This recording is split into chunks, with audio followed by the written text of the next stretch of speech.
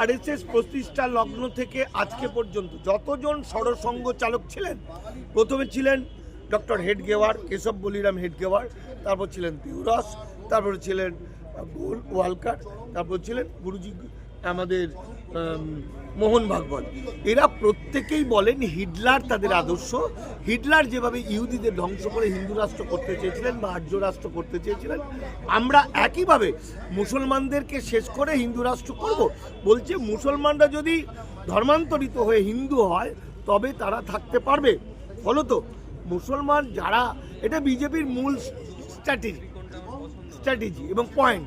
ফলত যারা বিজেপি হয় এবং তার ঊর্ধ্বতন নেতাদেরকে খুশি করার জন্য এবং প্রমোশন পাওয়ার জন্য সে মন থেকেই হোক আর পেট থেকেই হোক, যেখান থেকেই হোক, লাগাতার মুসলমান বিরোধিতা কথা বলে।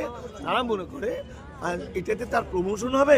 কিন্তু এই গাড়লরা জানে না যে আমাদের দেশের বহু মুসলিম তাবড় প্রথম শ্রেণীর নেতাদের ছেলের বউ, জামাই, ছেলের বউ কিংবা জামাই কিংবা অমুক আত্মীয় সব মুসলমান ছেলে মেয়ের সঙ্গেই বিয়ে হয়েছে।